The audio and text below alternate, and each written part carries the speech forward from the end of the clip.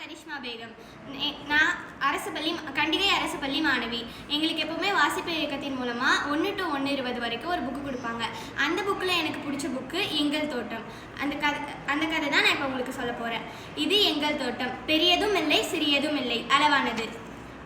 வட்டமும் இல்லை, சதுரமும் இல்லை. ஆளுக்கு ஒரு இடம் பங்கு பிரித்தோம். இடத்தை தயார் செய்தோம். விதைகள் கொண்டு வந்தோம். இமானுவேல் கீரை விதைத்தான். மாறன் அவரை விதைத்தான். மதி கத்தரி விதைத்தாள். முகமது வெண்டை விதைத்தாள். ரீனா தக்காளி விதைத்தாள். மாரி மிளகாய் விதைத்தாள். தண்ணீர் ஊற்றினோம். உற்று பார்த்தோம். விதைகள் முளைத்தன. இலைகள் துளிர்த்தன. ஓடிப்போய் பார்த்தோம். பூக்கள் பூத்தன. மூந்து பார்த்தோம். காய்கள் காய்த்தன. பறித்தோம். திட்டம் போட்டோம். சேர்ந்து சமைத்தோம். வட்டமாக உட்கார்ந்தோம். ருசித்து சாப்பிட்டோம். இது நாங்கள் வளர்த்த காய்கறி, நாங்கள் சமைத்த சாப்பாடு, எங்கள் பள்ளி தோட்டம், எங்களை இணைத்த தோட்டம். இந்த கதை உங்களுக்கு பிடிச்சிருக்கா? தேங்க்யூ.